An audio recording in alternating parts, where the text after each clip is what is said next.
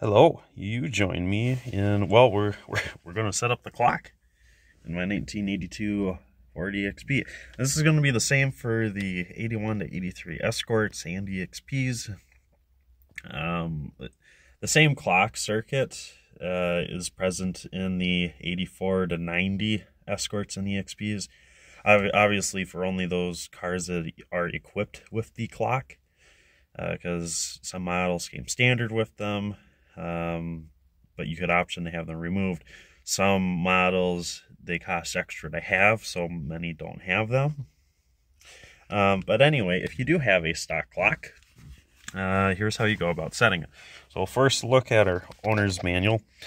And I go over this video because everything we're going to talk about is in the owner's manual. However, if you don't have the owner's manual, you need not worry. That's why we have the video here for. So I have my 82 Ford EXP manual out. We'll flip to, well, in this book, it's page 51. That's where they started on the digital clock. So you can see here, electronic digital clock displays either time of day, date, or elapsed time. Under normal operation, the clock displays time of day. To display the time with the ignition off, press the time button. To display the date for a few seconds, momentarily press the date button. The date is also automatically displayed for a few seconds after the engine is started or when the ignition lock cylinder is switched to accessory. Yeah, so just like it says, right now I have the key on accessory. So right now it is displaying the time. We'll turn this off and we'll turn this back to accessory here. And then you can see that's the date. So I don't have a date set in, so that's what it's showing 2 zeros for, and then it reverts to the current time, which is also set to 0 because I haven't set it yet. So that's what this paragraph was talking about. Then it continues to continuously, flip the page, to continuously display elapsed time, push the ET button, push in the ET button, and again to revert to the time of day. The elapsed time clock will first display minutes and seconds. It will automatically convert to hours and minutes instead at 59 minutes and 59 seconds, as you'd probably expect. The elapsed time accumulates with the ignition lock cylinder off or on. So the elapsed time continues until you actually go and push the ET button. So beware of that. So if you're trying to time a trip from A to B, anytime you stop for gas, it's going to keep counting. And it'll keep counting unless you remember to turn it off when you reach your destination, for example. Or for those who actually take these out on the track, you can actually time your tracks, or time your laps. And it is accurate to some extent because the clock itself is pretty accurate. It even shows the correct date. I set up the date and time last summer, and for the 3 months I was using it, it was still snots on. It's been programmed to follow the date pattern, where it knows how many days are in each one of the months. Because, it's only on, I think, the 12-year rotation, and then it all repeats, something like that. So it's not fancy circuitry, but it's neat that this actually has that, so you don't have to reset it. Unlike, say, a watch, where every time it reaches 30 or 31, you have to manually reset it. Alright, so anyhow, to set time, what we're going to do is, since I have it on accessory mode, you can do this while the engine is running, but I put it on accessory mode so it's quieter, and then I'm not burning fuel while I'm doing this video, because you can see it's already 40 minutes long. This car would be nice and warmed up already. So it says to set time, pull button out until it locks. So it's saying to pull out the time button. So we'll do that. We'll reach for the time button, pull it out. You hear a click. So now it's out. Now it says press recessed switch with ballpoint pen. I use a toothpick just so I'm not getting any ink on there, because you can see that these guys are itty bitty little divots. And they work great with pens and pencils, but I don't want to leave any ink or graphite on there after I press it. So we'll press the recessed switch with our stick. will say. You can also use a tiny Phillips screwdriver. That works great too. So it says to advance hours, A or P for AM and PM will appear in the minutes location. So we'll try that first. So it's saying that we'll try number 1. So number 1 does that far left button to advanced hours, AM or PM. So we'll start with that, and then we'll move on to number 2 where we can change the minutes. So be on the far left here, get our stick in position. Let's see if 1 AM, 2 AM, 3, 4, 5, 6. Right now it's set. It's 7 PM. There we go. All right, the end of my toothpick is dying, so I'll use the blunt end. So we're at 7 AM, and now we can set our minutes. This button on the right is going to be our minute one. I know it's hard to see, but just know that left and right, because that's what you'll see when you're doing this. So we'll set this up, and as you hold it, it'll cycle through. We're at 7:19, I believe, right now.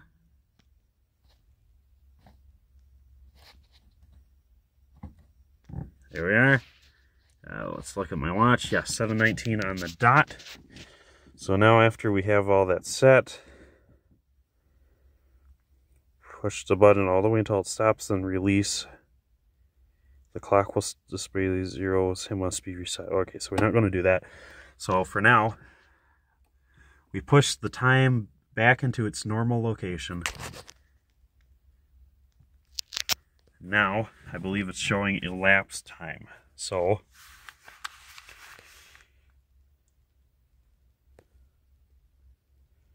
alright, push the same button all the way until it stops, then release whenever the car battery is disconnected. The clock will display zeros and must be reset. Oh, yeah, so it's saying whenever the battery is disconnected, the clock will display zeros and must be reset. That is correct. That's why mine was showing zeros, because I had the battery out during winter and I just haven't set up the time since then. Now to set the date, we do the same thing. We reach over here, pull out the date. Now we can cycle through. This one's going to be months. We're in May. And this is May 27th. We'll hold this down because it's going to take a little bit to get to 27.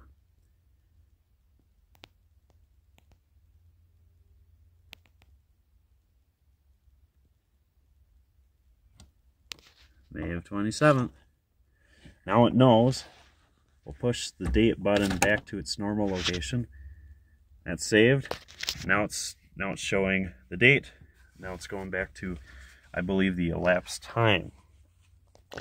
Now to set the elapsed time, you pull out the elapsed time stick.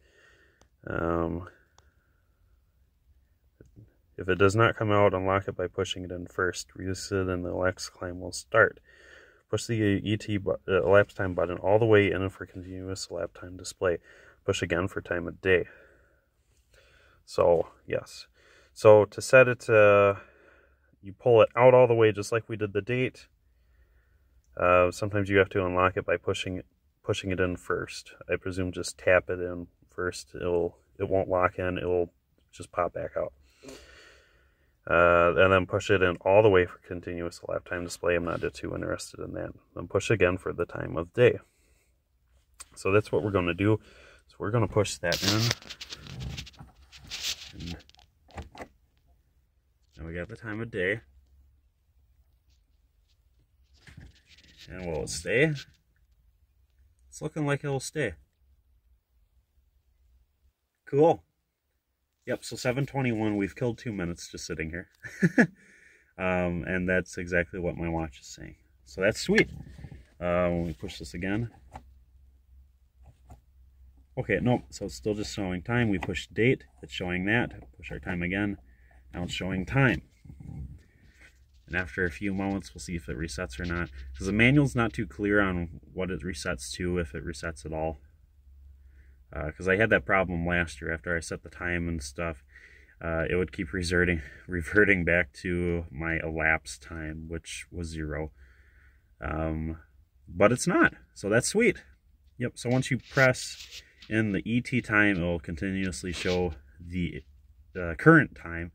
If you press the date, it'll show the date. If you press time, it'll show the time. So that's neato. So let's try doing this this elapsed time thing real quick. So pull button out to 0, the elapsed time. If it does not come out, unlock it by pushing it in first. It will come out, so we'll just yank on it. So I pulled out the elapsed time. What are we showing here? Still showing. There we are. So it shows it, and then when I release, it goes back to the normal time. Okay, good. Release it, and the elapsed time clock will start. Okay, that's interesting. All right, so we'll push the button in all the way for continuous elapsed time. Look at that. So it has been counting since I pulled it out, and it's been, well, as you can see, 27 seconds and counting since that moment. So now,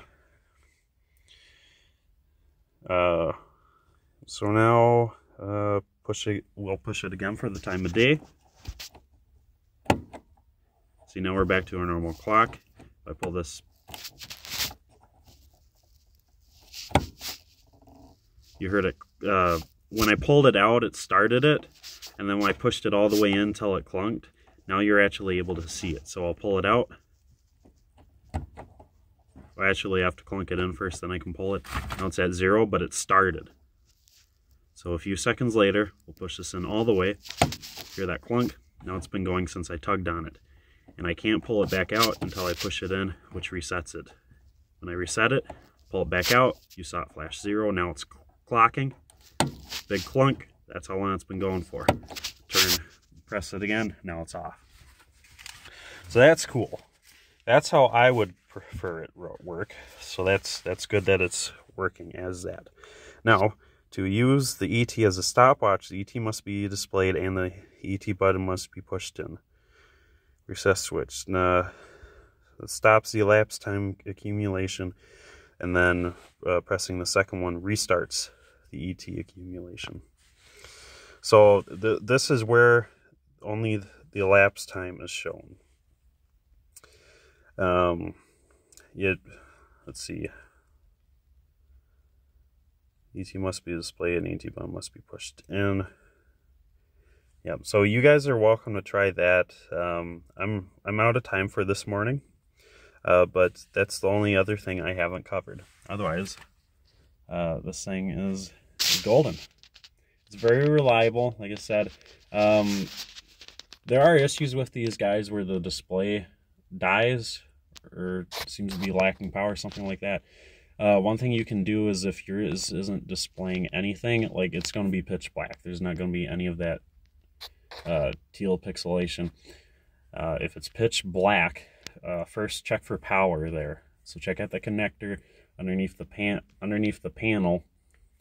There's going to be a 2 or 3 wire connector. Make sure that's getting power. Both key off and key on. I believe it's 3 connectors, or 3 wire connectors, because there's a key power, there's battery power, and then I believe the last one's a ground. But maybe it just grounds out, so only keyed power and battery power. Anyhow, check both of those for power with the key on and key off. Make sure that's working right. And then make sure that the connectors are nice and clean and are contacting well. From there, I'm still figuring out what causes these guys to lose power. My dad's an electrician, and he used to work on this kind of stuff all the time. And he said usually what fails is the power supply or a resistor that sends power to the display board that goes bad. So it's not exactly the circuitry or the screen or display itself, but one of the components going to it usually craps the bed before that. So if yours goes bad, you're welcome to replace it, but do hold on to the old one. These guys are pretty hard to find, and if they're rebuildable, that would be great, because that helps save all these really hard to find parts. Because we all know that we try saving the original before we go and spend resources on replacements. But yeah, that's how these guys work. And I'll put it in the title. If this is the same exact process for all the later clocks, I'll put it right in the title. It'll say 81 to 90 if that's the case. And this does work on all the other Fords that have this, whether it be the Mustangs or Thunderbirds or Cougars, whatever. This is pretty much generic Ford stuff.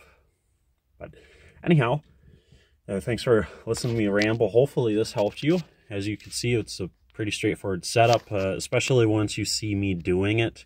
How the manual words everything is rather confusing. So hopefully me showing it all to you in real time, before and after each of the steps, helps you understand and better work this. So ta-ta for now, guys.